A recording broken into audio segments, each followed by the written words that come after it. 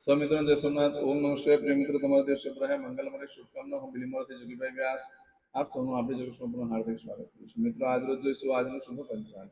આ તારીખ છે 10/9/2026 ને ગુરુવાર. શ્રાવણ વદ 14 તિથિ છે. આજે અમાવસ્યા પણ છે. આજે દશા અમાસ છે. જે લોકો અમાસનો ઉપવાસ વગેરે કરતા હોય છે, દીવો કરતા હોય છે, એ લોકો આજે કરવાનો રહેશે. આજે પીઠોપરી અમાસ ગણવામાં આવે છે. આજે કુશાક ગૃહિણી અમાસ પણ ગણવામાં આવે છે. આજે દશા અમાસ છે. આજે જે બાળકનો જન્મ થાય છે એની તિથિ ગણાય છે 14 તિથિ. આજે સવારે 10:34 પૂર્ણ થઈ જાય ત્યાર પછી બાળકનો જન્મ થાય એની અમાસ તિથિ ગણાય છે. અમાસ તિથિ આવતીકાલે સવારે 8:57 પૂર્ણ થઈ જાય છે. આજે જે બાળકનો જન્મ થાય છે નક્ષત્ર ગણાય છે મગા. મગા નક્ષત્ર આજે બપોરે 12:05 પૂર્ણ થઈ જાય છે. આજે ખાસ કરીને દરેક જણાએ પીપળાની ફરતે દૂધ, જવ, પાણી ચડાવવા જવું જોઈએ. અમાસ પણ છે ને મગા નક્ષત્ર પણ છે. પિતૃનું નક્ષત્ર છે. ખાસ બપોરે 12 વાગ્યા પહેલા. બપોરે 2:05 પછી જે બાળકનો જન્મ થાય એનું પૂર્વ ફાલ્ગુની નક્ષત્ર ગણાશે. આ પૂર્વ ફાલ્ગુની નક્ષત્ર આજે બપોરે 2:05 શરૂ થઈ 11 તારીખે બપોરે 1:17 છે. આજે જે બાળકનો જન્મ થાય છે એનો યોગ ગણાય છે સિદ્ધ. આ સિદ્ધ યોગ આજે સાંજે 7:19 પૂર્ણ થઈ જાય છે અને ત્યાર પછી બાળકનો જન્મ થાય સાધ્ય યોગ ગણાશે. આ સાધ્ય યોગ 11 તારીખે સાંજે 5:03 પૂર્ણ થઈ જશે. આજે જે બાળકનો જન્મ થાય છે એનું કરણ ગણાય છે શકુનીકરણ. આજે સવારે 10:34 પૂર્ણ થઈ જાય અને ત્યાર પછી જે બાળકનો જન્મ થાય ચતુષ્પાદ યોગ ગણાશે. આ ચતુષ્પાદ કરણ આજે રાત્રે 9:43 પૂર્ણ થઈ જાય છે. આજે જે બાળકનો જન્મ થાય છે એની રાશિ ગણાય છે સિંહ. સિંહ રાશિનો અક્ષર આવે છે મન એટલે સિંહ રાશિનો સ્વામી ભગવાન સૂર્યનારાયણ છે. આજે જે કોઈ બાળકોનો જન્મ થાય આજના દિવસે બધાની રાશિ સિંહ ગણાશે. સિંહ રાશિ 11 તારીખે સાંજે 7:09 એટલે ત્યાં સુધી જે બાળકોનો જન્મ થશે બધાની રાશિ સિંહ ગણાશે. આ રાશિથી વાર નક્ષત્રો કરણનું બહુ મહત્વ છે. જેમાં જેનો જન્મ છે તેને ચોક્કસ પ્રમાણથી જલ્દી કરે. આજે જો કે મારા સબસ્ક્રાઇબ મિત્રમાં ઘર પરિવારમાંથી કોઈ પણ સદસ્યની વર્ષગાંઠ છે, મેરેજ એનિવર્સરી છે, બધાને ઘણી ઘણી શુભકામના. તમારા જીવનમાં ખૂબ પ્રગતિ ઉન્નતિ થાય એ ભગવાન શંકરને પ્રાર્થના કરું છું. આજના દિવસે સવારમાં ઉઠી આજનું સૂચન કરેલું આખું વર્ષ તમારું સમૃદ્ધિ વ્યતીત થશે. આજના દિવસે જે મારા સબસ્ક્રાઇબ મિત્રમાં ઘર પરિવારમાંથી કોઈ પણ સદસ્ય કોઈ જગ્યાએ નોકરી માટે જઈ રહ્યા છે, કોઈ ઇન્ટરવ્યુ આપવા જઈ રહ્યું છે, કોઈ ધંધા માટે જઈ રહ્યું છે, કોઈ વેપાર વ્યવસાય માટે જઈ રહ્યું છે, કોઈ વિદેશમાં જઈ રહ્યું છે, કોઈનું ઓપરેશન હોય, કોઈની સગાઈ હોય, કોઈની છઠ્ઠીની પૂજા હોય, આ બધા કાર્યો કરવા માટે થઈને નીકળતા પહેલા આજનું સૂચન જોઈને નીકળો. સૌથી પહેલા આપણે જોગેશ ચેનલ પર જાઓ, પ્લેલિસ્ટમાં જઈ વારનું સૂચન જોઈને જાઓ તો સારી સફળતા મળશે. આમ તો આજે ઘરેથી નીકળો છો તો ગુરુને વંદન કરી નીકળો. કોઈ ગુરુ ન કર્યા હોય તો માતા પિતા પ્રથમ ગુરુ છે એને વંદન કરો. દેવસ્થાનમાં ભગવાનને વંદન કરી અને નીકળો. આજે બ્રાહ્મણને ભોજન કરવાનું બહુ જ મહત્વ હોય છે. આજના દિવસે કોઈ પણ કાર્યક્રમ માંગો છો તો સવારે 6 થી 7:30 વાગ્યા સુધીનો સમય શુભ રહેશે. સવારે 10:30 થી બપોરે 3 વાગ્યા સુધીનો સમય શુભ રહેશે. સાંજે 6 થી રાત્રે 9 વાગ્યા સુધીનો સમય શુભ રહેશે. રાત્રે 12 થી આવતીકાલે મળસ્કે 1:30 સુધીનો સમય શુભ રહેશે. આવતીકાલે સવારે 3 થી સવારે 6 વાગ્યા સુધીનો સમય પણ શુભ રહેશે. મિત્રો, આ દિવસ શુભ તો છે પણ ભગવાનની પૂજા આરાધના કરવા માટે સમય શુભ રહેશે. બાકી તમે આજે ન કોઈ ખરીદી કરશો, ન કોઈ વેચાણ કરશો, ન નવા કોઈ કાર્યનો આરંભ કરશો. અનિવાર્ય સંજોગોમાં કરવું પડે તો જોગેશ ચેનલ પર જઈ આપણું પ્લેલિસ્ટમાં જઈ વારનું સૂચન કરીને જાઓ. કારણ કે આજે અમાવસ્યા પણ છે, 14 પણ છે, એટલે કોઈ કાર્ય કરવા માટે યોગ્ય દિવસ નથી. આજે કરશો આજનો સંકલ્પ ચમચીમાં પાણી લઈ લો. અદ્યતને માસનમાસોત્તમ બ્રહ્મ પવિત્ર શ્રાવણ માસે કૃષ્ણ પક્ષ ચતુર્દશીયાય મંત્રગતામાવસ્યાય બૃહસ્પતિવાસરવિતાયમ. મિત્રો, આજના દિવસે ખાસ બપોરે 12 વાગ્યા પહેલા પીપળાની ફરતે દૂધ, જવ અને પાણી ચડાવી પછી શિવજીને ચોખ્ખું પાણી ચડાવે. પીપળા પાસે દીવો કરીને ભગવાન વિષ્ણુને પ્રાર્થના કરવાની કે હે નારાયણ, મારા પિતૃને મોક્ષ ગતિ પ્રાપ્ત કરાવો. આટલું ખાસ કરો. આજે ગાયને, કૂતરાને, કાગડાને, ભિખારીને અન્નદાન કરી દો. બ્રાહ્મણને પણ અન્નદાન કરી દો. આટલું કરવાથી પિતૃ ખૂબ તૃપ્ત થશે. અને કોઈની પુણ્યતિથિ હોય તો ચોક્કસ જ કરી લેજો. આખા પરિવાર સાથે બેસીને ભોજન કરજો. એનાથી પણ પિતૃ બહુ પ્રસન્ન થશે. આજે કરશો આજનો સંકલ્પ. પૂજા પતે એટલે તરત જ તમારું જે ભગવાનનું નામ તમે લેતા હોય એનું નામ લખીને મોકલી દો. હું તમને તરત લાઈક કરીને ભગવાનની પ્રાર્થના કરી દઈશ. હવે દરેક જણા પોતાનું સાચું નામ બોલી દો. તમારું ગોત્ર ખબર હોય તો ગોત્ર બોલી દેવાનું.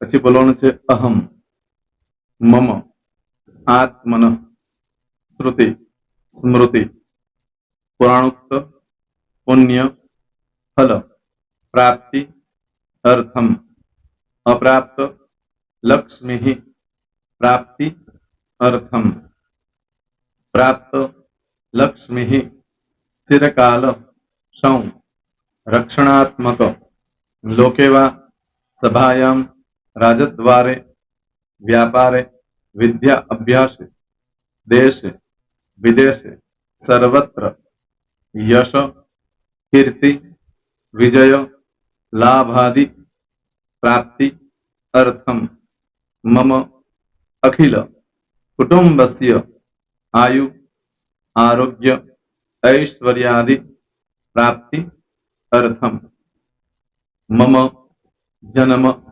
समय तथा च विप्र वृंदानां जन्म समय जन्म कुंडली मध्ये स्थित ग्रहः गोचर ग्रहः महादशा अंतर्दशा प्रत्यंतर्दशा तथा च योग युति दृष्टि मध्ये शुभफल प्राप्ति अर्थम भय रोग शत्रु बाधा दोष मारण तारण मंत्र तंत्र अरिष्ट दोष पीड़ा निवृत्ति अर्थम भूत प्रेत पिशाचादि द्वारा रचित अरिष्ट दोष निवृत्ति अर्थम मम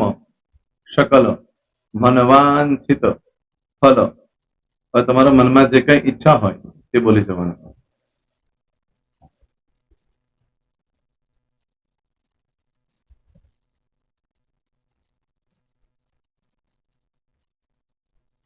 બોલવાનું અનુસારતઃ सकल मनवांछित फल प्राप्ति अर्थम.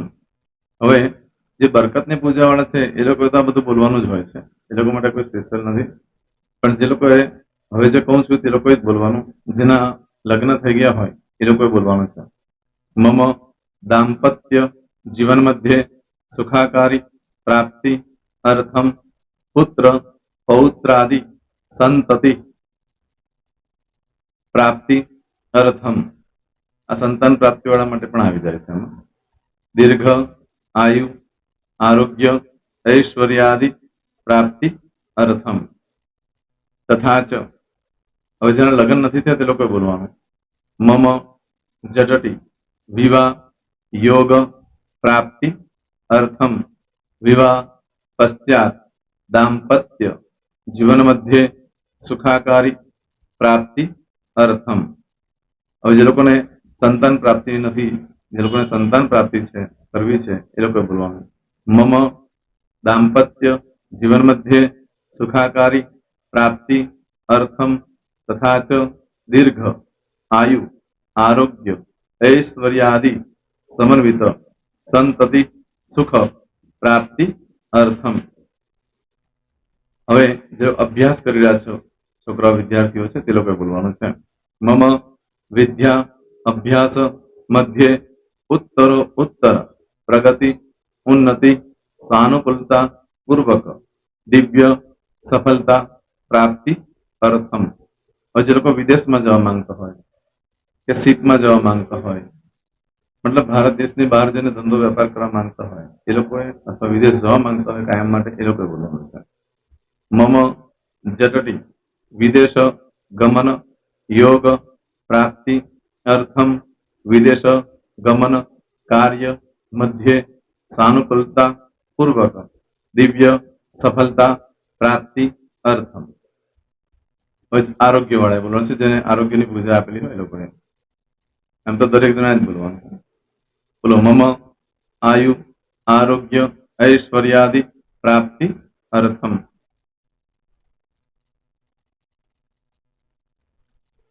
હવે દરેક જણા બોલવાનું.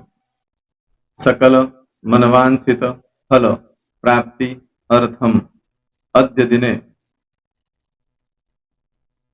प्रधान देवतानां नित्य दिन अनुसारतः पूजन अर्चन कर्मणि अहम करिष्ये. પાણીવાળી થાળીમાં પાણી મૂકી દેવાનું છે. હવે તમારી બધી પૂજા જે મેં આપેલી છે એ પૂજા થઈ જાય, અથવા તો તમે રોજ પૂજા કરતા છો, મારી પાસેથી નથી લઈ ગયા, એ પૂજા થઈ જાય પછી ફરી પાછી ચમચીમાં પાણી લેવાનું, અહીંયા વિડીયોને સ્ટોપ કરી દેવાનું.